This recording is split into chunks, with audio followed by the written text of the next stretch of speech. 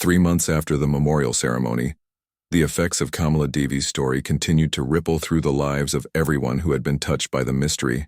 The palace that had once been gripped by unexplained mourning had transformed into a place of renewed purpose and understanding. Princess Mira found herself fundamentally changed by the experience. She established the Kamala Devi Foundation, dedicated to supporting women who faced difficult choices between family expectations and personal happiness. The foundation provided scholarships, legal aid, and counseling services, ensuring that no woman would have to face such challenges alone. "My mother would be amazed," Kavita said during one of her regular visits to the palace. She had accepted a position helping to run the foundation, splitting her time between the palace and her village in Kerala. She always believed that good could come from even the most painful situations, but I don't think she ever imagined anything like this.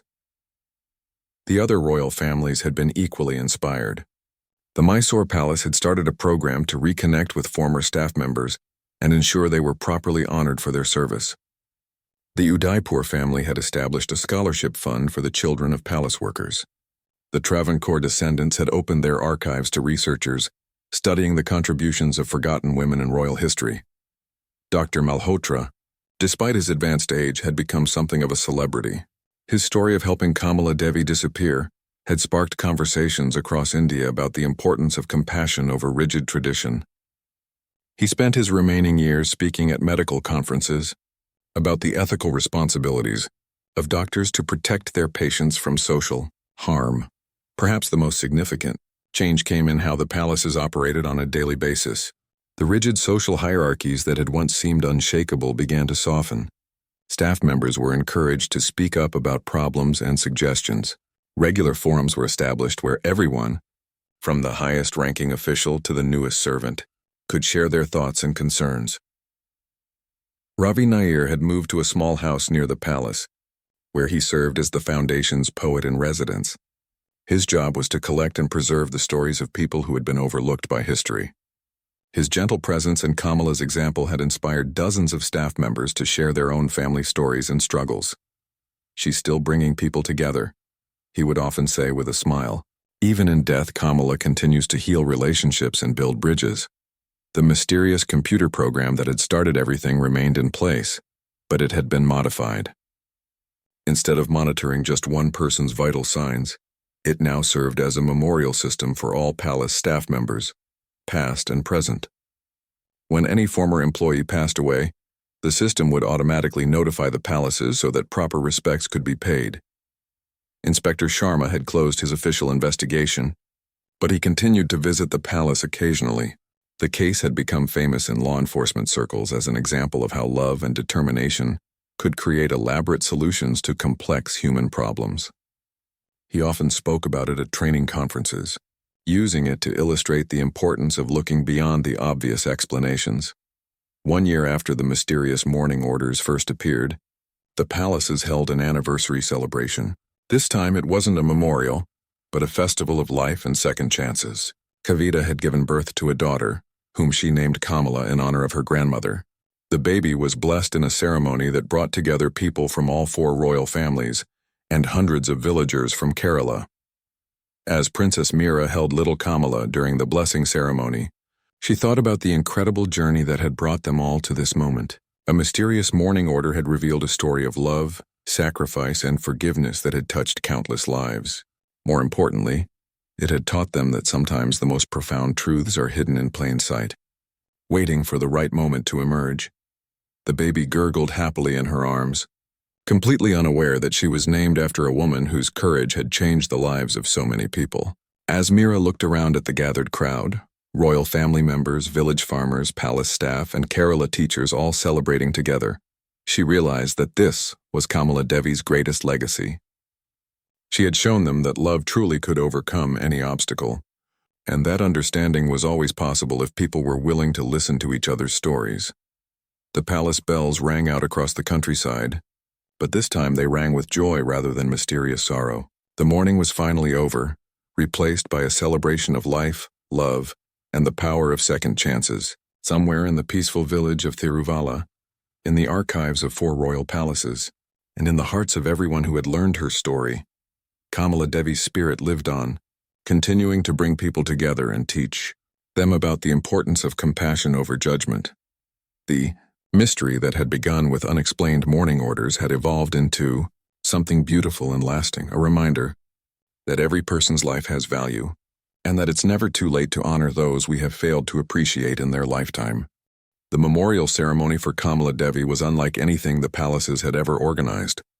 Word of her story had spread quickly among the royal families, and what began as a simple plan to honor her memory grew into something much more significant. Representatives from all 4 families that had received the mysterious mourning orders came together to create a ceremony that would celebrate not just Kamala's life, but also the values of forgiveness, love, and second chances. Princess Mira worked tirelessly with the other royal family members to plan the event. They decided to hold it in the main courtyard of her palace, the same place where Kamala had once organized countless charitable events and cultural celebrations. The irony wasn't lost on anyone.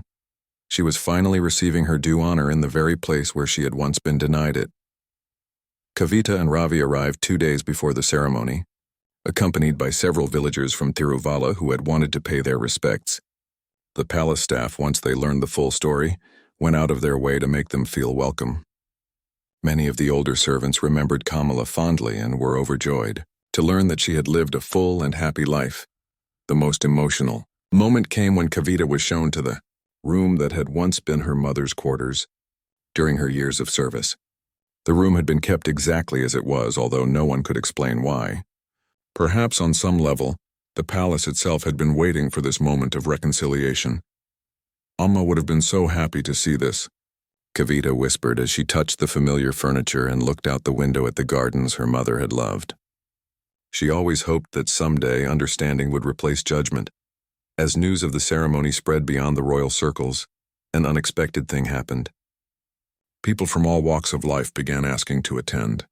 Former palace staff members who had worked with Kamala, families whose children had been educated at her village school, people who had been helped during the floods. They all wanted to be part of honoring her memory.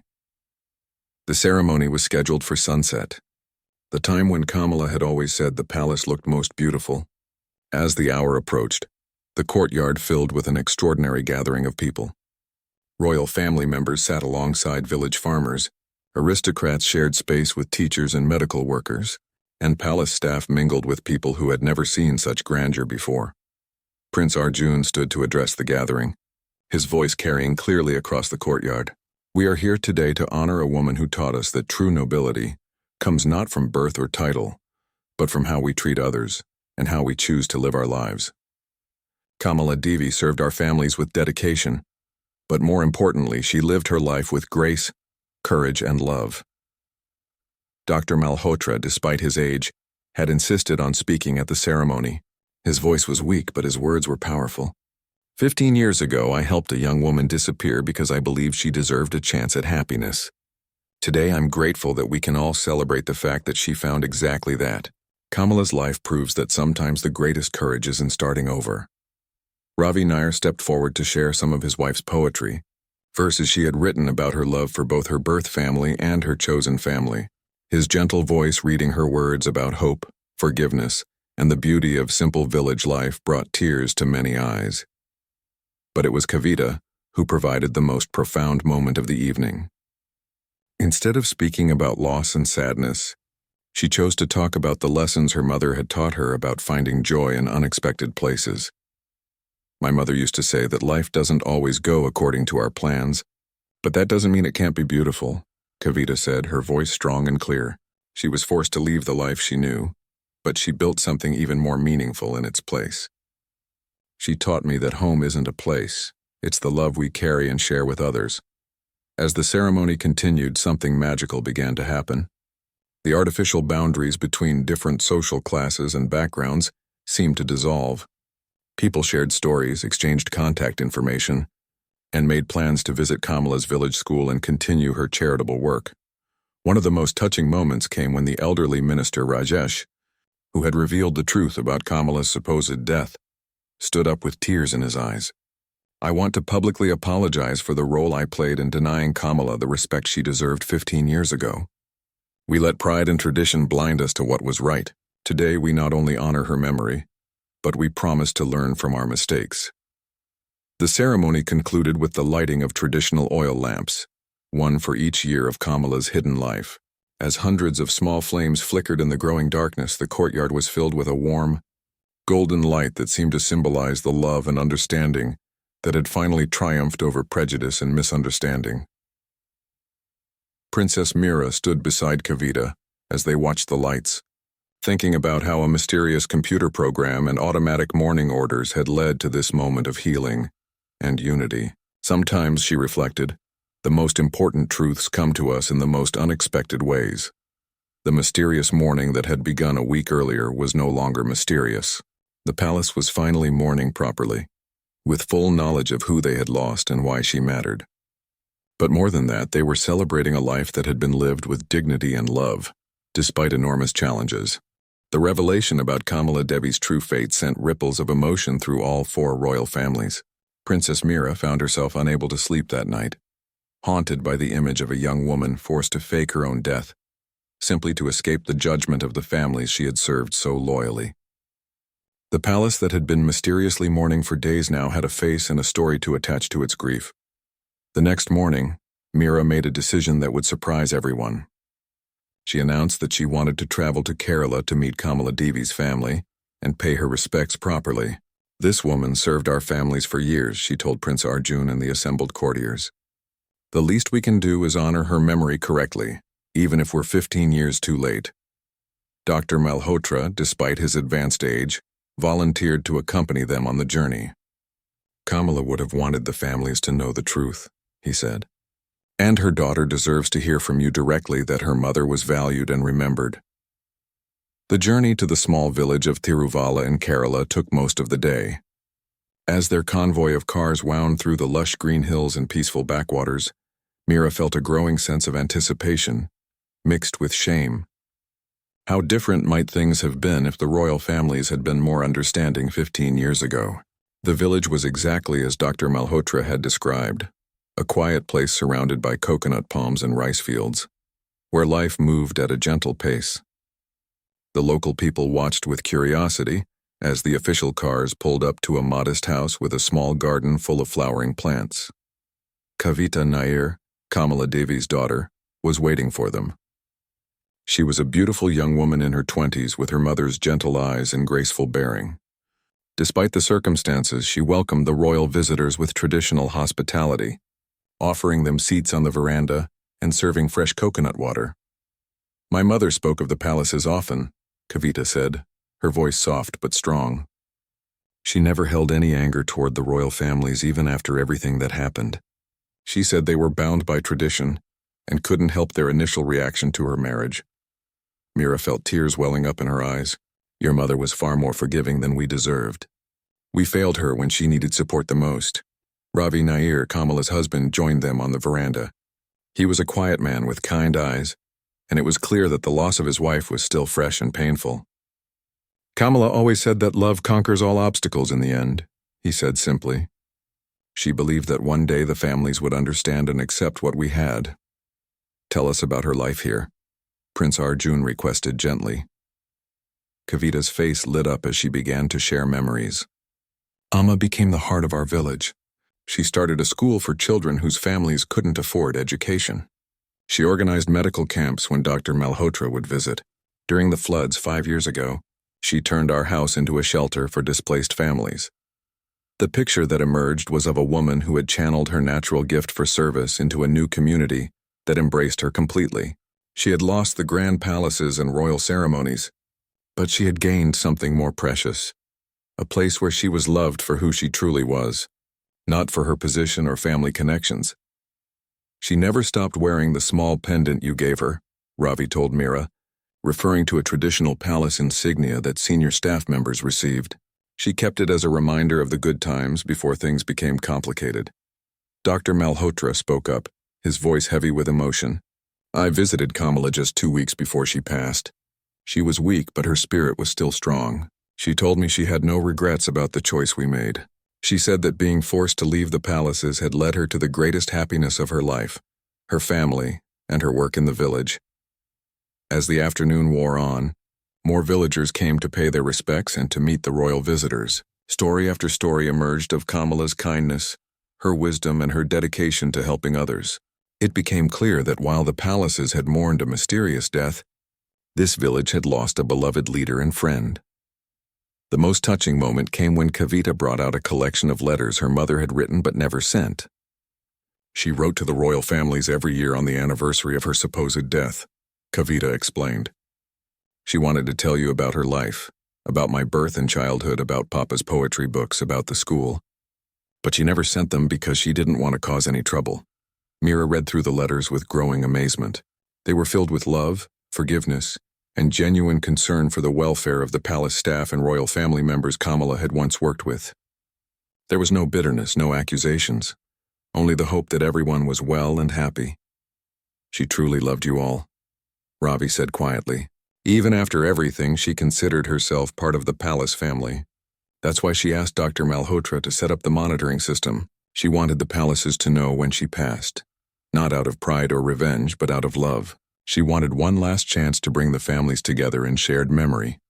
As evening approached and it was time to leave, Princess Mira made a promise that would change everything. Kavita, would you and your father consider coming to the palace for a proper memorial ceremony? We want to honor your mother the way we should have from the beginning. All 4 royal families want to pay their respects together. The invitation was accepted with grace, and plans were made for a ceremony that would finally give Kamala Devi the recognition she had always deserved. The mysterious mourning that had gripped the palaces would culminate in a celebration of a life lived with dignity, love, and service to others. The investigation took a dramatic turn when Inspector Sharma decided to examine the grave of the woman they had thought was Kamala Devi. With permission from the authorities and the royal families, they arranged for a careful examination of the burial site.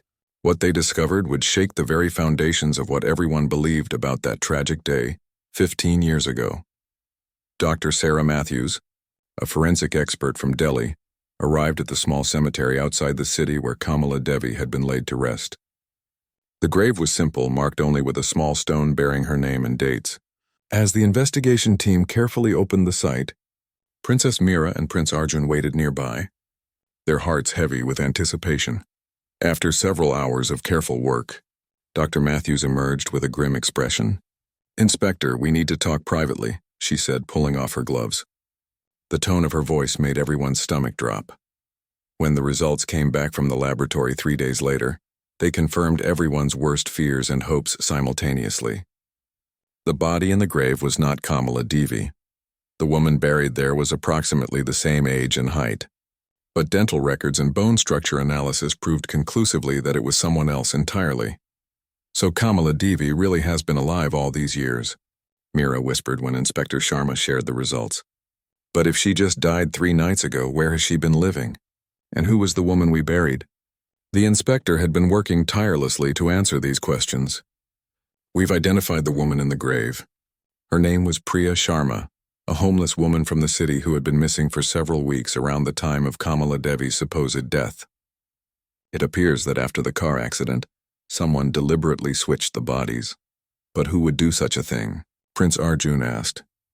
Someone who loved Kamala Devi enough to help her escape the scandal and disapproval of the royal families, Sharma replied. Someone with access to medical facilities and the knowledge to pull off such a deception. The answer came from an unexpected source. Late that evening, as the palace remained in its state of mysterious mourning, an elderly man appeared at the gates. He was well dressed but walked with the aid of a cane, and his face bore the marks of great sorrow. He asked to speak with Princess Mira and told the guards that he had information about Kamala Devi. The man introduced himself as Dr. Vikram Malhotra, a retired physician who had once served as the royal family's private doctor. Mira remembered him from her childhood. He had been kind and gentle, always carrying sweets in his pockets for the young princes and princesses. I've been watching the news reports about the mysterious mourning, Dr. Malhotra said, his voice weak with age and emotion. I couldn't stay silent any longer. I know why the palace is mourning, and I know who you're mourning for. He settled into a chair across from Mira and Arjun, his hands trembling slightly as he began his confession.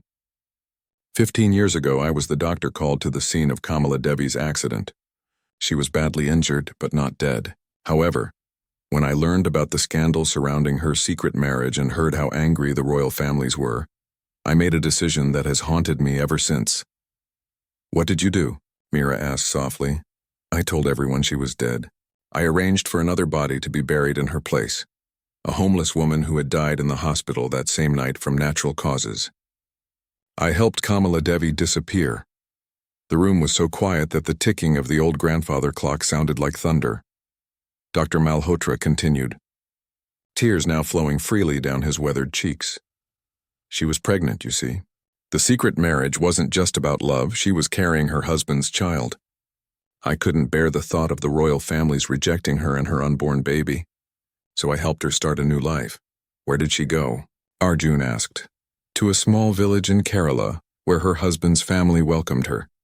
I supported them financially over the years, visiting whenever I could. She gave birth to a beautiful daughter and lived a simple but happy life. She became a teacher in the village school and was beloved by everyone there." Dr. Malhotra reached into his coat pocket and pulled out a small device that looked like a medical monitor. "Before she left, I gave her this, a heart monitor connected to the computer system I had installed in all the palaces. If anything ever happened to her, the palaces would know. She deserved to be properly mourned by the family she had served so faithfully. And she died 3 nights ago?" Mira whispered. The old doctor nodded sadly, peacefully in her sleep. She had been ill for several months. Her daughter was with her at the end, along with her husband and their grandchildren. She lived to see her daughter graduate from university and get married. She had a good life, a life full of love. "What was her husband's name?" Inspector Sharma asked, having been quietly taking notes. Dr. Malhotra smiled through his tears. "Ravi Nair. He was a writer, a poet actually. The royal families thought he was beneath Kamala's station, but he loved her more than life itself. He's the one who originally asked me to install the monitoring program. He wanted to ensure that when Kamala's time came, the palaces would know and would give her the honor she deserved. The pieces of the puzzle were finally falling into place. The mysterious mourning orders weren't the result of a computer glitch or an elaborate prank. They were the fulfillment of a 15-year-old promise made by people who truly loved Kamala Devi and refused to let her be forgotten by history." Inspector Sharma's investigation took an unexpected turn on the 3rd day.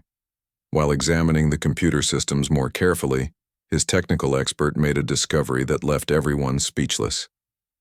The mourning orders hadn't just appeared randomly. They had been triggered by a specific event recorded in a database that none of the palace staff knew existed. "Your Highness," Sharma explained to the assembled royal family members and senior staff, "we found a hidden program running on all the palace computer networks. It's been there for years, quietly monitoring something. When that something happened, 3 nights ago, it automatically generated the mourning orders." Prince Arjun leaned forward, his brow furrowed in confusion. "Monitoring what? And who installed such a program?" The inspector pulled out a thick folder of printed documents. The program was monitoring the vital signs of someone named Kamala Devi. According to the records we found, she was connected to all 4 royal families that received mourning orders. When her life signs stopped 3 nights ago at 11:46 p.m., the program automatically initiated mourning protocols. Princess Mira felt her breath catch. "Kamala Devi? I've never heard that name before. Who was she?" "That's what we're trying to find out," Sharma replied. "The program was installed 15 years ago by someone with administrative access to all 4 palace networks. Whoever did, this had incredible technical skills and intimate knowledge of royal protocols. But here's the strangest part. There's no record of anyone named Kamala Devi in any of the official royal family trees or staff records." The room buzzed with whispered conversations as everyone tried to process this information. How could someone be important enough to trigger automatic mourning across multiple palaces, yet be completely unknown to the current royal families? An elderly courtier, Minister Rajesh, slowly raised his hand. His face had gone pale, and his voice trembled when he spoke. "Inspector, did you say this program was installed 15 years ago?" "Yes, sir. 15 years ago this month, to be precise." Minister Rajesh stood up shakily, his hands gripping the arms of his chair. 15 years ago, there was a great tragedy that the royal families agreed never to speak of again. We thought it was forgotten, buried in the past. but perhaps someone never forgot. The room fell completely silent. Princess Mira had never seen the usually composed minister look so disturbed. "What tragedy, Minister Uncle? What happened 15 years ago?" The old man looked around the room, his eyes stopping on each face as if weighing whether to continue. Finally, he sighed deeply. It was during the monsoon season.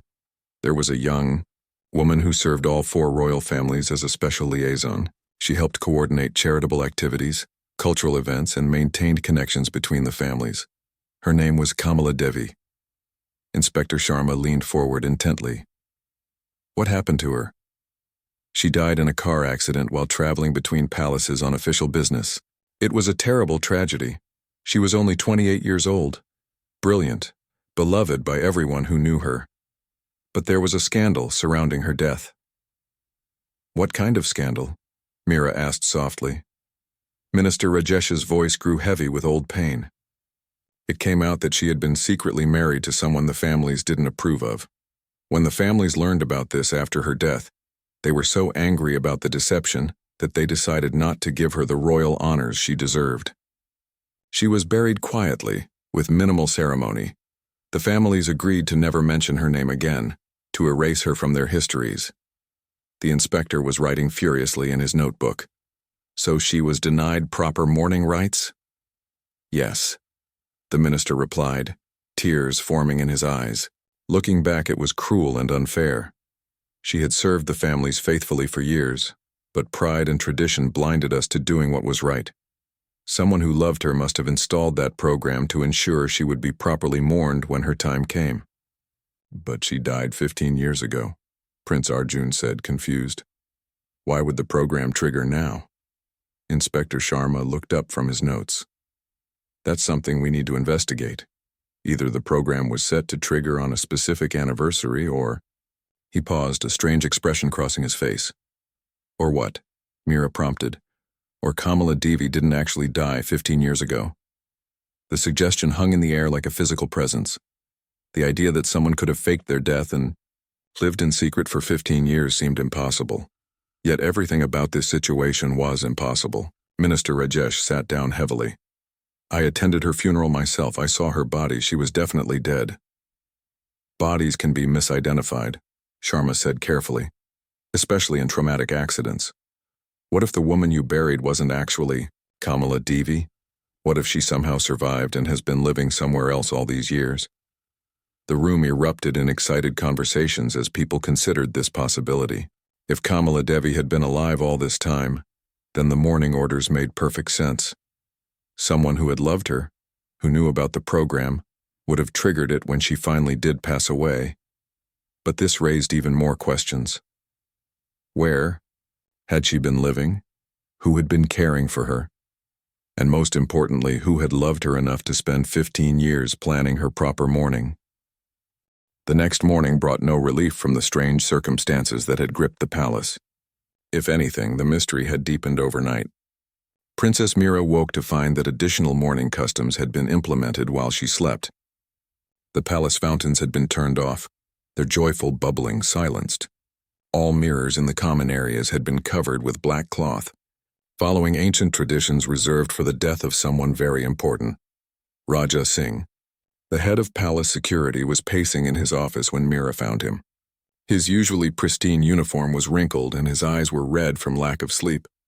"Your Highness," he said, standing quickly when she entered. "I've been investigating all night.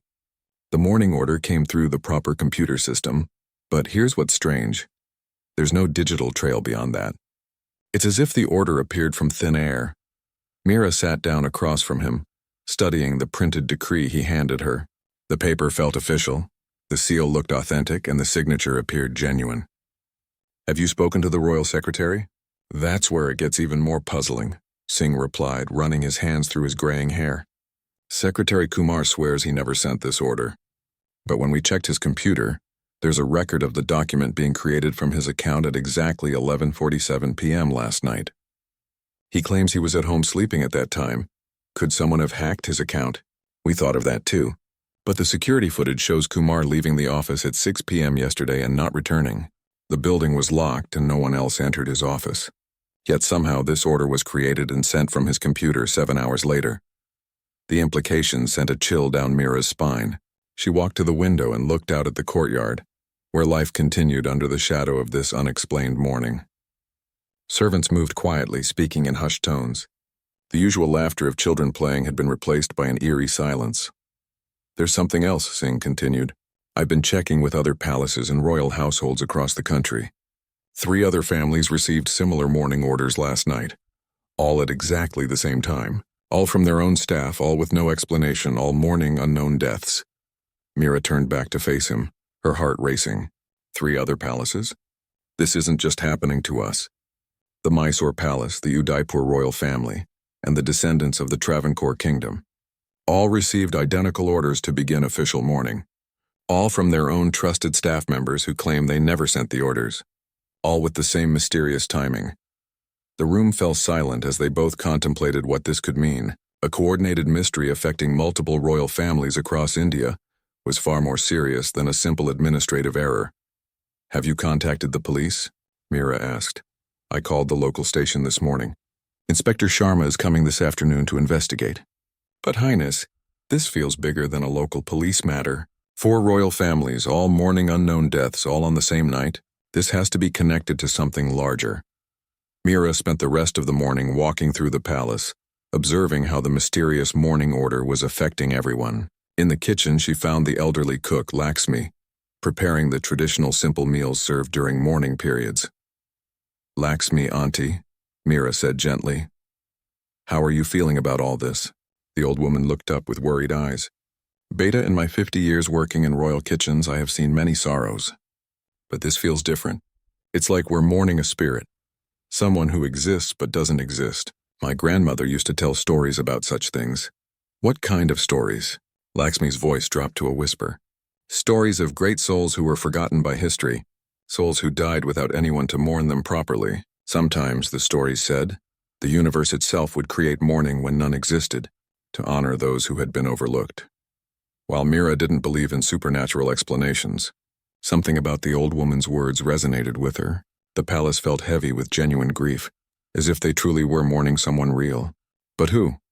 That afternoon, Inspector Sharma arrived with a small team of investigators. He was a serious man in his 40s, known for solving complex cases, but even he seemed puzzled as he reviewed the evidence. "In 30 years of police work," he told Mira and Prince Arjun, "I've never encountered anything quite like this. 4 separate locations, all experiencing the same inexplicable phenomenon. Either this is an elaborate prank involving multiple conspirators with access to high-level security systems, or we're dealing with something else entirely." "What do you mean by something else?" Arjun asked. Inspector Sharma hesitated before answering.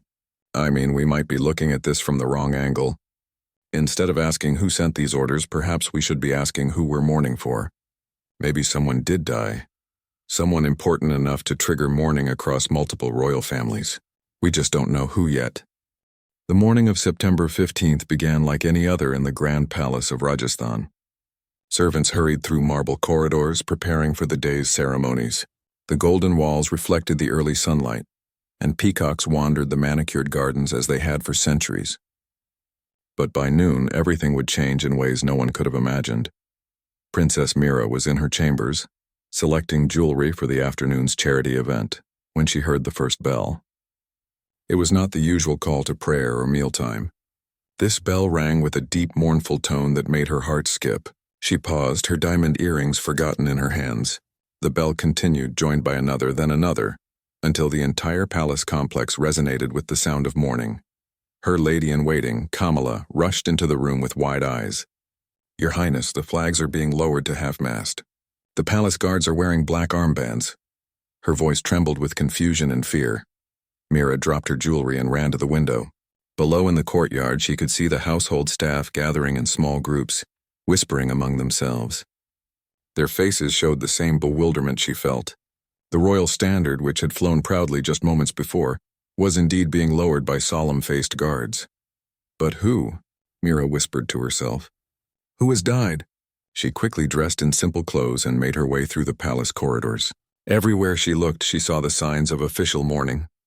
Black cloth was being draped over portraits. Flowers were being removed from vases, and the usual music from the entertainment rooms had stopped. Yet no one seemed to know why. In the main hall, she found her cousin Prince Arjun standing before a group of confused courtiers. His face was pale, and his hands shook slightly as he held an official decree. "The announcement came from the royal secretary's office this morning," he was saying. "All protocols for royal mourning are to be followed immediately." "But sir," one of the elderly ministers interrupted, "we have received no word of any death in the royal family. The Maharaja is in Delhi for the conference. The Queen Mother is in her gardens. Your father is in his study. Everyone is accounted for." Prince Arjun's voice cracked as he spoke. "That's what makes this so strange. The order bears the official seal, the proper signatures. It came through all the correct channels. But when we tried to contact the secretary's office for clarification, we were told they had no knowledge of sending such an order." The room fell silent except for the continued tolling of the mourning bells. Mira stepped forward, her voice barely above a whisper. "Has anyone checked on all the family members? Perhaps someone has fallen ill or—" She couldn't finish the sentence. "I've sent word to every member of the royal family," Arjun replied. "All are well. Even the distant cousins in Mumbai and Calcutta have been contacted. No one has died, yet the entire palace is in official mourning." An older servant who had worked in the palace for 40 years stepped forward with tears in his eyes. "In all my years here, I have never seen anything like this. The mourning protocols are sacred. They are never used unless there is truly a death to mourn. Someone somewhere has passed. But who?" As the afternoon wore on, the mystery deepened. Telephone calls were made to other royal households across India. Messages were sent to government officials. Yet no one could explain the mourning order or identify who had supposedly died. The palace remained in the grip of an inexplicable sorrow, mourning someone whose identity remained a complete mystery. The staff continued their duties with heavy hearts, following the ancient traditions of royal mourning, even though they had no idea who they were mourning for. The kitchen prepared simple meals instead of the usual elaborate spreads. The musicians put away their instruments. The gardeners stopped their cheerful singing as they worked. As evening approached, Princess Mira stood on her balcony, watching the sun set over a palace shrouded in mystery. The mourning bells had finally stopped, but their echoes seemed to linger in the air. Somewhere in this vast palace or beyond its walls, there was an answer to this puzzle. Someone had issued that order for a reason. Someone knew who had died. But for now, the palace mourned a ghost, grieving for a soul whose identity remained locked in shadows.